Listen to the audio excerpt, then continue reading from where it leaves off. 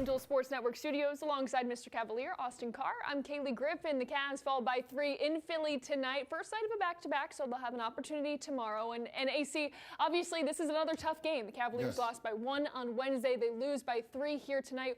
What must be learned from these collective games?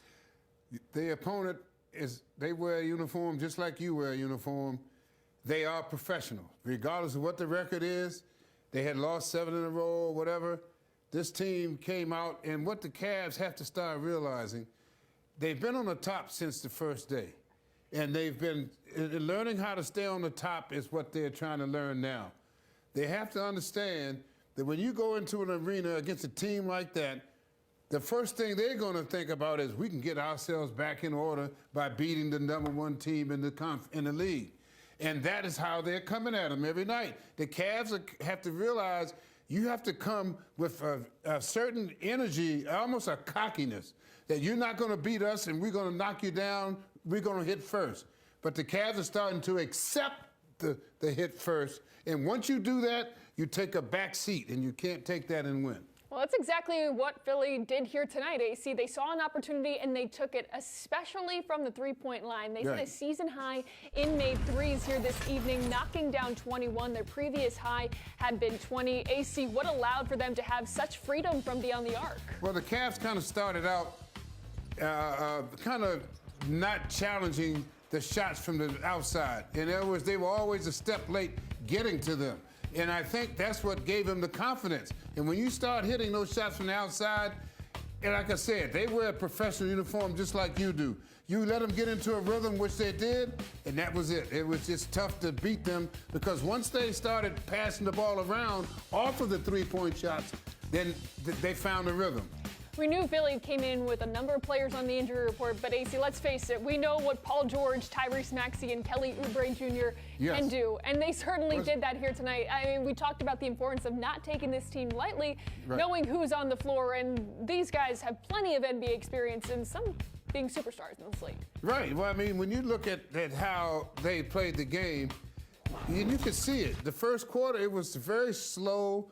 They were not sure of themselves, because they had lost 7 in a row. Then all of a sudden, oh, you gonna let me have that, and it's going in. Then this guy goes, oh, you letting me drive to the basket, oh. And all of a sudden, they all had a collective energy level that the Cavs couldn't overcome. Well, when you look at the Cavaliers, there was one bright spot in particular, and that came from Ty Jerome tonight. AC, yes, he was red hot. He set a career high with 33 points. He was a perfect 8 for 8 from the three-point line, went 11 of 14 from the floor. He added 3 rebounds, 3 assists, and 2 steals. We know Ty is a spark off the bench. AC, how would you describe the type of rhythm he got into tonight? Well, because the Cavs, they did move the ball well.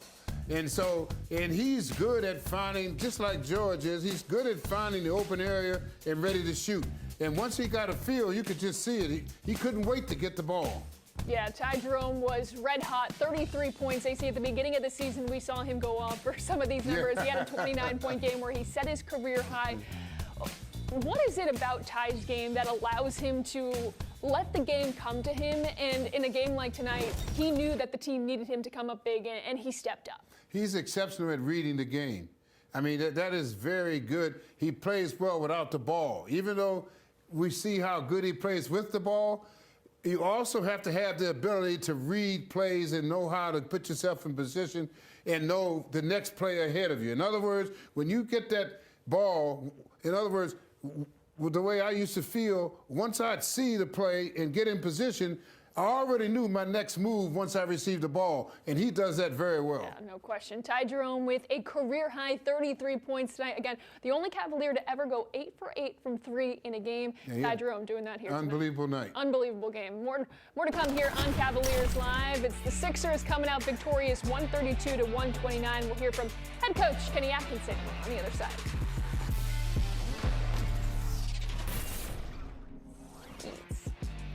The Cavaliers fall at the hands of the Sixers tonight in Philly, 132 to 129. Let's hear now from head coach Kenny Atkinson. His press conference is presented by Wayside. Coach, what stands out to you the most from this game? Oh, man. They played great. PG was unbelievable. Got to give them credit. They 21 threes. We never really found a way to stop them. I think we tried everything in our toolbox, and obviously we scored the ball, but give up 132 points. That's tough. So defense definitely let us down tonight. How much of that, I mean, you're also taking some pretty highly contested threes and making them at points too, or did you see it more as on you? It's hard in this league, Someone just said they shot 25% over expected, but like the bottom line is, to me, is they scored 132 points. So you could say they were hot, but like the PG pull-up threes, I don't know how many he hit, but at a certain point we got to adjust. He's hitting those pull-ups, so we better activate him. We better get him inside the line. So we had a lot of breakdowns. So yeah, some of it was maybe them shooting a little over their heads, but a lot of it was on us. Ty, with his season, or actually career high, 33. What did you make of what he's able to do? I mean, the guy's just been unbelievable all year. I mean, he's been one of our best players, and doesn't surprise me. He's, anybody who thinks it wasn't real, right? You think, oh, Ty's going to come back. He just keeps going. He keeps getting better. So he's having a phenomenal year. Played great tonight. Chris? Kenny, what were you looking for on that inbounds pass late in the game there? Yeah, that listen, when guys don't execute, that's on the coach. So I'll take that one. Not going to tell you what we're looking for because I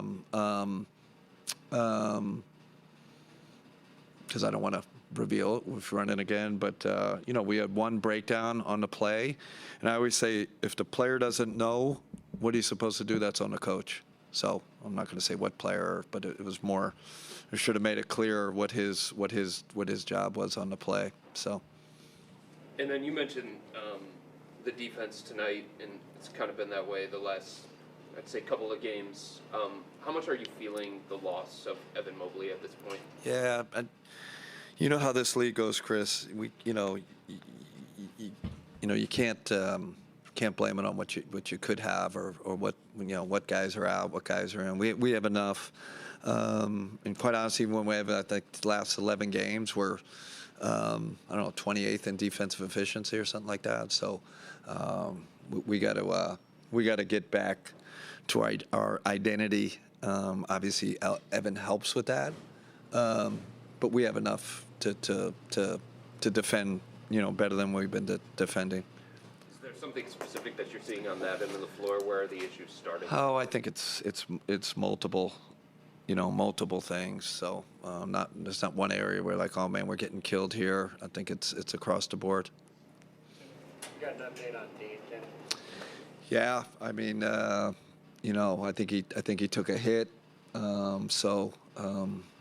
Praying he's okay.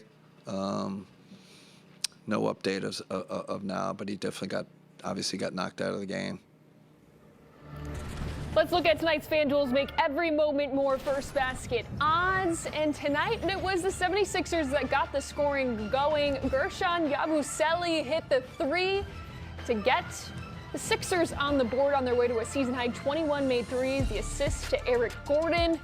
Gershon Yabusele finished with 12 points and 13 rebounds. He knocked down 2 triples in this game as we revisit our same-game parlay. And AC, we knew this one was over with after the first quarter. Darius Garland taking care of business, though. 26 points and 7 assists for him. Tyrese Maxey, you would have lost with that one, too, because he went over with 29 points. We've had a rough night. We had a rough night overall. Just like the team, we had a rough night. It's okay. We'll shake this one off. And good thing, like the team, we have another opportunity tomorrow to get that That's on one track. thing about the NBA. There's always another There's game. always another game. And for the Cavs, just happens to be 24 hours later. Hey, more to come here on Cavaliers Live. Cavs falling to the Sixers tonight by 3.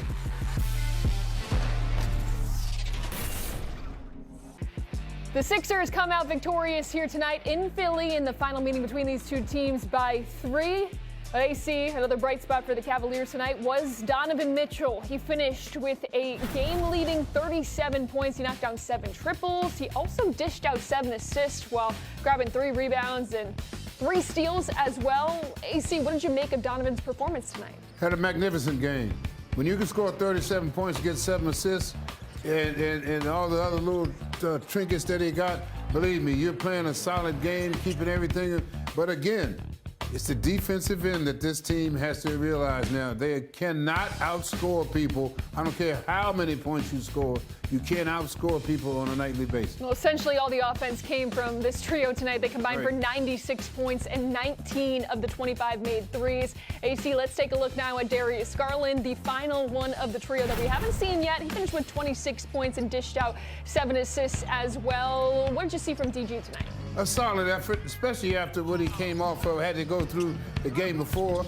I thought he's played very solid. He got people involved. He got 7 assists, 6 or 7 assists, along with 26. So, believe me, he is back and ready to go. Again, it's not this end of the floor that this team has to focus on now. They have to get back to who they are, and they have to start with defense first. If they don't do that, their scoring is not going to make any difference, as we found out tonight. Yeah, you heard from Kenny. He really emphasized that in his post-game press conference. Let's head back to Philly now and hear more from Ty Jerome. We didn't get any stops in the fourth. Didn't really follow the game plan well. Didn't make, Paul George a driver, let Maxey get right. We didn't get Eric Gordon off the three-point line. Just like game plan execution things that. Same thing late in Houston, like they were just not following, and we had to definitely lock into that. But it happens. I mean, I got 82-0, but we definitely got to lock into those things for sure. So for you, you saw more of a defensive execution than their shot making. Obviously, they still made more threes than they have, all year. Yeah, and like I said, that's why playoffs are, 7-game series, and that's why, anyone could be anyone any given night. Paul George, we know what he's done. Eric Gordon, we know what he's capable of, and obviously Maxey, and they made a bunch of shots that give them credit, but the game plan execution just wasn't great, especially in that fourth. Career high for you, 33, 8 of 8 and 3. I know you would have liked that in a win, but when you think about what you were able to do tonight, what do you think? I think just the same thing I've been doing all year, just taking what the defense gives me. Tonight I was able to get, I think, all my threes were really good looks. That's really it. Take what the defense gives me and just stay in attack mode. Everyone shared the ball very well. I think we actually missed a lot of open ones too. I don't know what we shot from 3, but I think we missed a lot of open ones that we normally make. Okay, you get another one tomorrow. That's against Houston. What are the big points of emphasis, focus after these past 2 games? I think it's like a balance, right? Because you can't overreact. I think we're still the best record in the NBA. It's like you can't overreact, but there are things that we do need to clean up. Especially on the defensive side of the ball. And it really comes down to game plan execution. We go over a scout and we need to follow them. That's really the big thing. You score a career high, but it comes in a loss. How do you process those 2 things together? Nothing really process. It's not, you don't really play the game for career highs. You play the game and wake up, get better every day, and you try to stack days and rack up wins. And like I said, I didn't really do anything different tonight. I just took the defense gave me, and all my threes were good looks, and they all went in. It just happens sometimes. How have you been approaching this stretch recently, where you've gotten a bigger opportunity than what you were getting over the last couple of weeks before this? I think I've been doing the same thing all year. I think, when it's extended minutes, it's extended opportunity to have games like this, but I don't think this is anything new. Thanks. Heck of a night for Ty Jerome. He finishes with a career-high 33 points, going a perfect 8 for 8 from the three-point line, but the Cavaliers fall just short by 3.